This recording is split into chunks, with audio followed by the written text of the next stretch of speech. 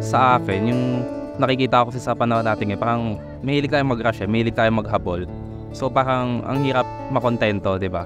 Para sa akin kasi, better na parang mag-start ka small sa mga hinahabol mong goals. Set ka ng goals sa sarili mo kasi mahirap maghabol, ikaw lang din masasaktan sa dulo. Ang madalas kasi habulin ng most people my age siguro ngayon kasi is relationship, di ba? Kahit nga may mahabol na tayong tao, parang minamadali pa natin yung process. Hindi tayo nagpapaunti-unti. Paano tayong magkakaroon ng may offer sa taong yun kung tayo mismo kulang, di ba? And through building those little things, little by little na giging kontento tayo sa sarili natin. And eventually, we have something to offer for that person, di ba? Hindi lang naman dahil sa relationship to, more on in the long run pa para sa sarili mo na rin. Para sa sustainable future mo. So, in more aspects, yan sa career, sa studies, pagka kasi masaya ka sa sarili mo or sa ginagawa mo, you can improve more pa. Tsaka, ayun nga, more sustainable. So, recently ko lang to na-discovering, which is yung attachment. So, lately kasi, sa mga tao na nakikilala ko, kahit konting panahon pa lang kami nagsasama, mabilis ako na-attach. So, kaya parang yung buhay ko may dependency sa kanila. Kumbaga, nahihirapan ako kumilos kapag wala sila sa tabi ko. I tried to detach a little. Siguro it's my attention lang that made them special. So, kung tatanggalin ko yung attention ko sa kanila, I'll realize na they're just a person like me na normal na tao lang yan. If you would stop checking their social media or kung ano ginagawa nila sa buhay nila and mag-matter lang sa'yo at that moment ay yung buhay mo muna, you will realize na it's just the attention that made them special. So, ayun yung natutunan kong aral. Yung siguro yung para sa akin yung pinaka-highlight sa mga natutunan ko is yung how to love yourself. Kasi lately ko lang din na-realize na at the end of the day, yung kakampi mo lang talaga is yung sarili mo, which is dapat kung love mo yung sarili mo, dapat doon mo din marirealize na pwede mo na mahalin yung ibang tao yun. Siguro natutunan ko rin is yung attachment na nasabi niya, na which is reason ko lang din na realize, kaya siguro dahil doon which is naging lesson ko na to para sa mga future kong mga magiging experience is ma-adapt ko na doon yung kung ano yung dapat kong gawin sa mga natutunan ko doon. Ang pinaka naisip ko kasi ngayon yung hindi pangingialam sa buhay ng iba.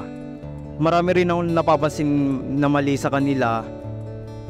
Pero ang problema kasi, bigla ko lang nasasabi sa kanila agad yun na walang pahintulot. Kaya nung time na may nagkompronta sa akin nung time na yon, doon ako napaisip na mali pala tong ginagawa ko na nangingialam sa buhay na hindi ko naman din buhay. Kaya nag-self-reflect po ako noon time na yon, pati pinag-isipan ko kung ano yung susunod kong gagawin. Kaya nung lumipas ang ilang araw, humingi ako ng sorry sa taong yon. Sinabi ko na rin sa kanya na hindi na mauulit yon kasi masama talaga yon yung masakit din para sa akin, pati hindi lang sa taong sinabihan ko nun. Kaya ayun ang matinding aral na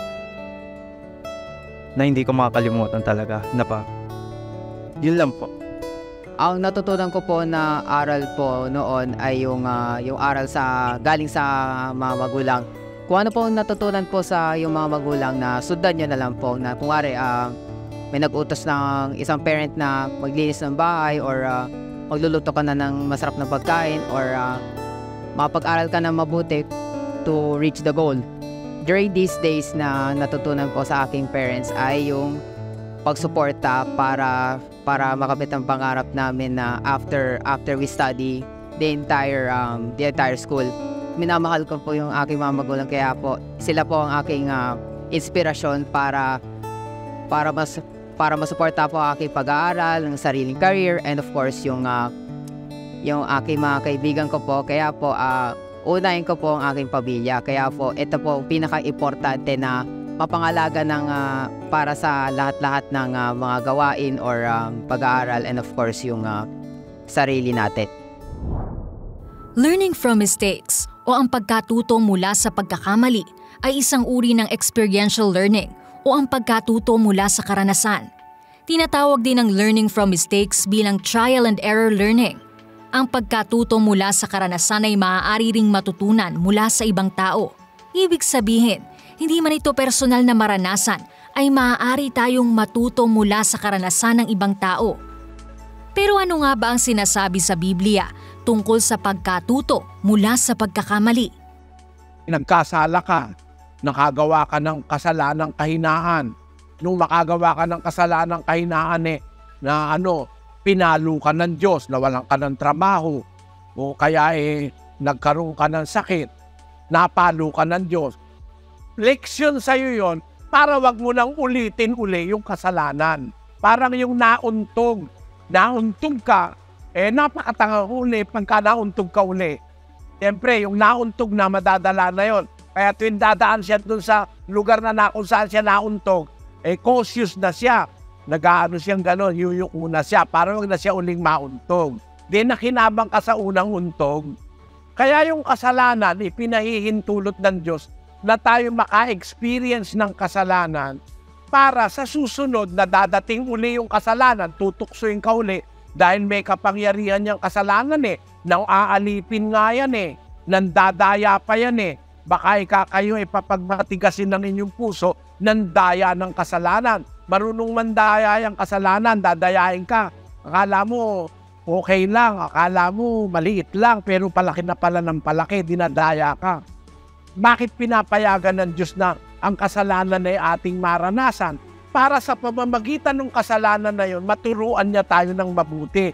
Papaluin ka niya. Basahin natin ang 12 ng Hebreo, versikulo 5. At inyong nilimot ang iniaral na ipinakikipagtalo sa inyong tulad sa mga anak. Anak ko, huwag mong waling bahala ang parusa ng Panginoon o manglupaypay man kung ikaw ay pinagwiwikaan niya. Sapagkat pinarurusahan ng Panginoon ang kanyang iniibig at hinahampas ang bawat tinatanggap na anak. Tinahampas niya yung mga anak niya. Mahal niya na anak, hinahampas niya yun pagkamali. Ganon ang Diyos kung tumrato sa kanyang mga lingkod.